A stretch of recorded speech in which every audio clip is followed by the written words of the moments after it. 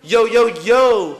It's your boy, Reggie, and on my right, as per usual, Jordan Warch. Mason Morella. welcome as we recap the wild card weekend of the NFL. None other than the No Fun League. I'm kidding. The National Football League, ladies and gentlemen. Let's go. Hey, man, so I'll start us off, man. We had 6 games this weekend. It was a hell of a weekend. Most of the games, if not every... Oh, no, not the Steelers, because they aren't a very good football team. Facts! 5 out of the 6 games ended within the last 2 minutes of the game, so they were all pretty close.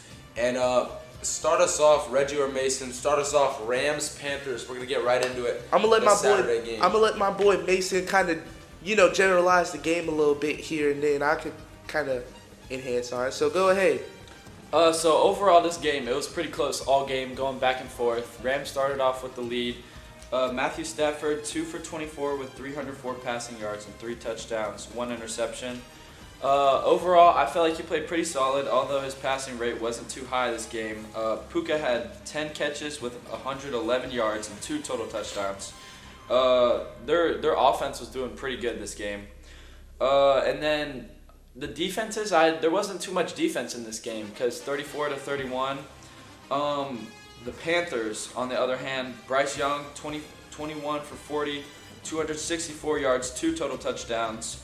Overall, he played pretty good, as a younger quarterback. Although they were the higher seed, I feel like he did a pretty good job of bringing his team together and just getting some points whenever it was and kind of just staying in the game till the final end. Although they did end on the 4th down and Mr. I'm ready right now was not ready right now.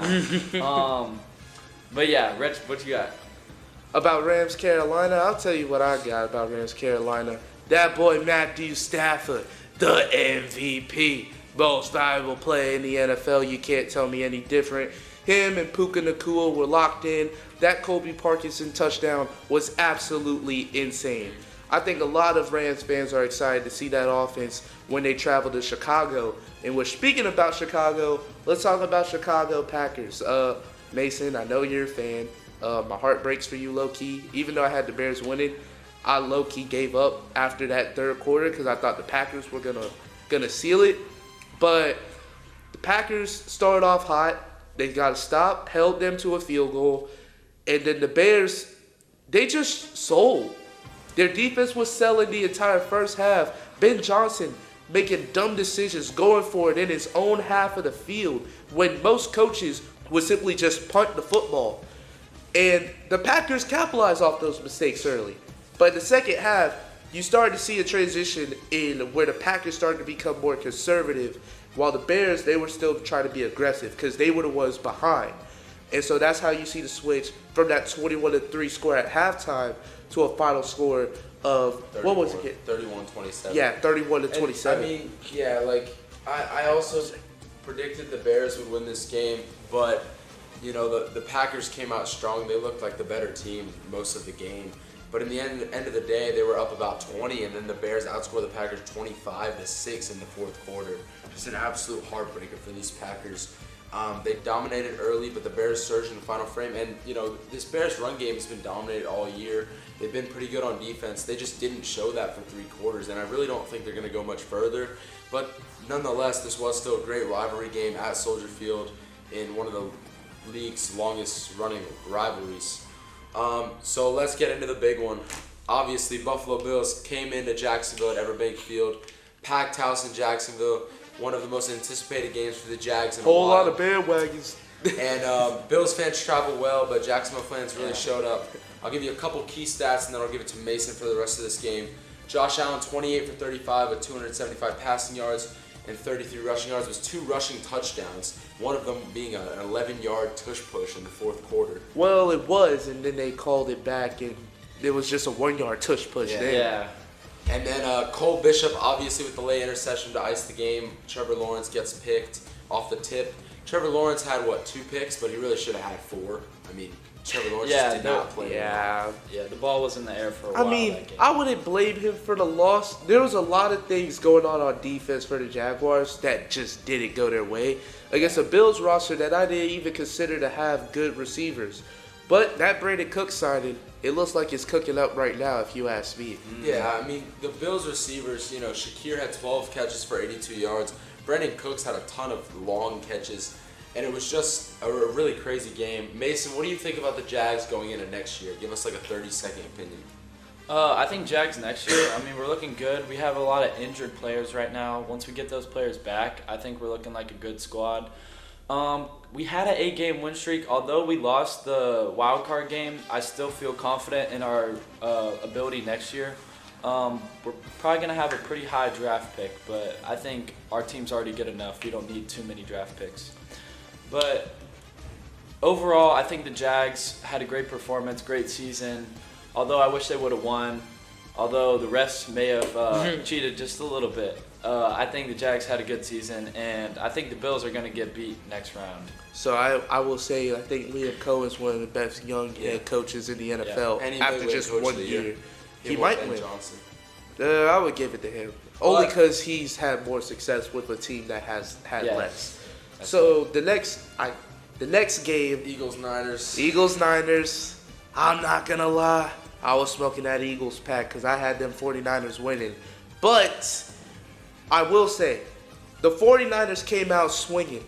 And boy, were they hitting on every single play offensively and defensively early in this game. But the Eagles, they did take the lead as they were going into the half, along with a lot of clock mismanagement there at the end of the half for the 49ers offense. But we also saw in the second half the reason why Kyle Shanahan is called an offensive genius. His ability, without George Kittle, to help this offense move the ball down the field so effectively against a top 5 defense in the NFL like the Eagles. It was impressive. That trick play from Jawan Jennings to CMC was beautiful. Mwah! Magnificano. And I will say this, Jordan, do you have any thoughts on this game at all? I have some thoughts, most of which I can't express outwardly, but it's all right. Honestly, I give the Niners credit. They were hurt, and they had some guys that really wanted to play, that really felt they needed to prove themselves. This Eagles team just didn't show up to play, and we knew they probably weren't the team that they had last year with the Super Bowl. But this defense, we cannot forget, in the second half of the regular season, one of the best defenses of all time. So to give that up with A.J. Brown missing 3 or 4 catches that he really should have had, him and Sirianni fighting on the sidelines, and this offense just couldn't get it together. And then you have that, as he mentioned, Kyle Shanahan, that mastermind trick play from Jawan Jennings, 30-yard touchdown to Christian McCaffrey really sealed the deal. Hurts only had 170 passing yards, despite Kittle suffering a season-ending Achilles injury, and the Niners being without Fred Warner and Nick Bosa. Eagles just still couldn't get it done, and I really don't think the Niners are that great of a team, especially with the injuries. But couldn't two-peat, but no back-to-back for the Eagles, man. Yeah, we'll look to get back at it next year. We're keeping most of our guys. So Mason, why don't you take us into this next one? It's going to be Patriots-Chargers. Final score of 16-3 Patriots, and they really just showed their defense is legit. Whole lot of defense. Yeah, whole lot of defense. Final score: Patriots 16 to Chargers 3. Chargers really traveled all the way to Foxborough just to kick a field goal. Isn't that crazy? So this Patriots team, I mean, their offense has been something this year. Drake May really leading this Patriots team off to a good start. I mean, they were dominant really the whole game. Their offense, Patriots offense, has really changed this year. From last year not really being a contender at all to this year being a really, really strong team. And as they are the number 2 seed, beating these Chargers, I feel like they have a good chance to keep going for a little while. The next game being against the Bills. I think they have a good chance to win that game, and then they'll be in the Final Four, which will just, we'll see what happens. Reggie, what you got? To put it in simple terms, Justin Herbert got murdered in that backfield that night. It's another playoff experience for Justin Herbert where he doesn't get to play in LA, and he's on the road, tough environment, with a battered offensive line. And the Patriots, their offense, they were struggling there with the Chargers at first, but then, things started to get going as the game approached its final minutes.